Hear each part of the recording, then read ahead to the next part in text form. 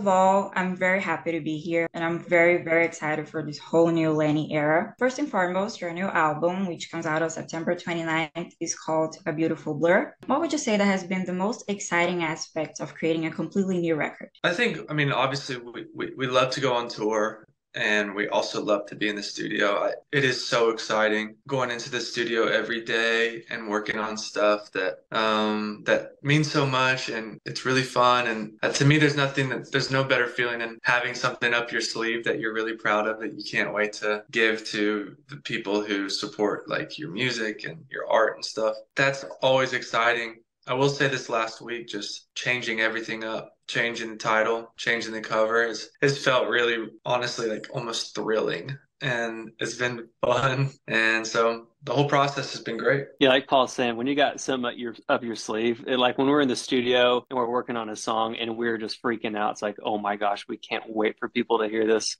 Just because like when it moves us, we can't wait to see how it moves other people. So it's very exciting. Nice. You guys released a new single called Home is Where the Hurt Is. And Paul said on an Instagram caption that sometimes there are songs that aren't very fun to write and they require a sense of relieving everything, and that feeling tends to be a bit uncomfortable. Can you talk a bit more about what you're reflecting on when you were writing this song? I think most of us, or all of us, nothing was ever perfect growing up, you know? And certain things that we walk through as we go through life that are really great, and then some aren't really great. And it's important to process and talk about, sing about some of those like harder, tougher times. I think we can all relate. I mean, I'm from just the middle of the country, middle of the road, middle America, middle class, all of it. And there's a lot to explore there. And I had some dreams in my heart, and I had ambitions and things I wanted to accomplish that I wouldn't have been able to do if I stayed home, just for honestly probably hundreds of reasons. And I felt like I needed to leave and to kind of spread my wings and fly. And there were things that I left back home. In the music video, we kind of showcase certain things that people can leave behind, or things that weigh people down that they should leave behind. You know, things like jealousy and anger and worry and hate and anxiety and things like that. And so it's an important song, and I think it's something that we can all relate to. And those are not normally as fun of songs to write as like I Love You So Bad or something, or Dancing in the Kitchen, but they feel really important and purposeful, and that's good. If you could share a track from A Beautiful Blur with a younger version of yourself, which one would it be? A song? Oh, Yes.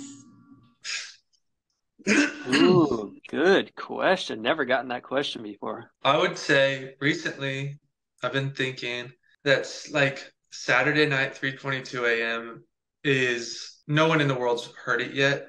So I think it's going to be shocking, but in the best way. And I probably, my younger self would be like, oh, I can't believe that's a style of song that is going to eventually be on my band's album. And then there's another song called Out of My League, which sounds like all the songs I loved when I was younger. And for us to be able to do that and such a, like, honestly, I think we did it so excellently that also would be, I think younger me would be so stoked that we sound like that on our album. I think I'd probably say double XL, just because growing up, I just listened to just a bunch of bands that have a lot of high energy and they all just play their instruments. And so double XL just feels like just a band moment. So if I were to listen out when I was younger, I'd be like, yeah, I want to follow that band. Who are they? The trajectory of Lenny's sound is very interesting because when we think about the differences between Mama's Boy, we can say that some sort of melancholia took place on those tracks. And with GGBBXX, I feel like there's a more lively production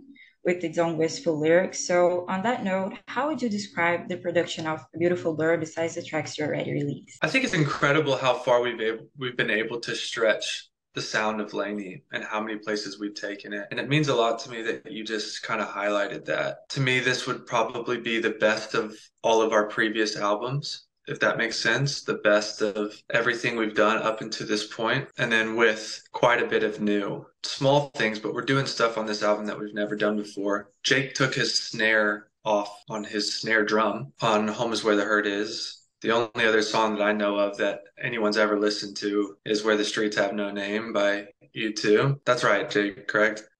Nailed it. So proud of And then we do a key change in sugar and cinnamon that you. is like a massive call or decision. I don't know how to describe this sound other than I think it's exactly what it should be right now in this time and in history and in the moment of this band. How would you describe it? Well, I love it because Paul and I talked a lot about making this whole record about something new, but something familiar. And I feel like we like just nailed it on this one. Like tried so many new things we've never done as a band, but that feels like it's there for people, just some kind of familiarity or nostalgia to it. And so I feel like we just kind of nailed that on this one with exactly what we wanted to do. I believe that as a musician, you guys are always getting new inspirations and listening to all new kinds of things. So which albums or artists do you guys find yourselves unexpectedly revisiting through time to time? Who would you say, Jake? Let's see here. It's not super unexpected, but definitely always go back to my heroes, like always listening to Coldplay, U2, Pearl Jam, Chili Peppers. They're just kind of still on heavy rotation. Unexpectedly. Like we referenced SZA a couple times making this album, just like the way that her tracks are EQ'd and certain techniques that I noticed in her recordings that we think are great. Another artist that you'd be surprised is Lil Yachty. Yes. Yeah. Like he put out an album earlier this year that really challenged us to think outside of the box and inspired some like pretty big decisions when it comes to the drums. I've been trying to really kind of fall back in love with discovering new artists. I mean, there are so many new artists every single day, but every now and then you find one that really speaks to you. There's this kid named James Ivy that Jake and I recently kind of discovered. But yeah, I think it's important to always stay a student in life and learn from anyone and everyone. In the music industry, there are feelings such as guilt, sadness, disappointment, and loneliness that sometimes can get in the way of anyone's career. What has been your most surefire way of taking care of yourself when the industry turns into a competitive,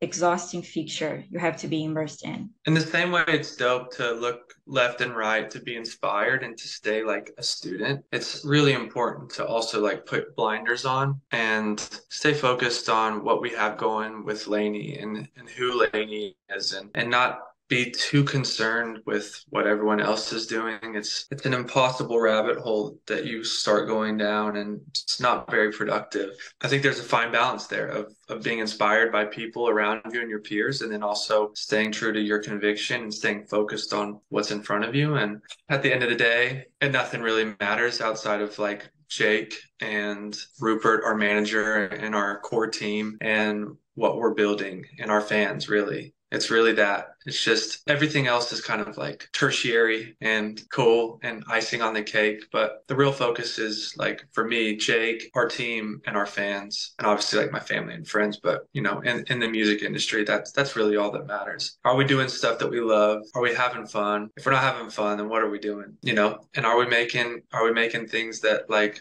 make us proud and that will eventually make us proud even when we're not here anymore? So I think that's the real focus. Brilliant. Period. I've been dying to know this. Is there a line of a song from the new album that somehow got stuck in your mind and became your favorite? Because I have one, which is never really know someone until you see the other side of them from one of your singles, Love at First Fight. And Cool. I wonder if you have one as well. Oh man, I'm sure I do. Let me wrap my brain. Ooh. I love the bridge of Out of My League. I think it's amazing. I think I'm flying my silver lining. She colors life in my princess die. I just think that's just, I love the line she colors life in. It's just a really pretty line. And it really does feel like I'm flying when I listen to that bridge. And I also I love the second verse of Alonica. I remember writing it with Jake and Mike, our producer, and our friend Aiden. And it was just like really, we were all just so aligned in trying to write one of the most like beautiful poems really of grandiosity but also like think about being in the most beautiful universe where you can see every star in the sky, but you are literally the only person alive in that universe. And I think like we channeled that so well on that song. When it says like the stars and I are catching up like old friends and my heart is learning how to love again. Like I just think I love that verse so much. Let's see here. I think I'd say maybe same song as you, Luana. I just think the line "love at first fight" is great because I feel like if you fight well with someone, you're pretty unstoppable. So I like that one.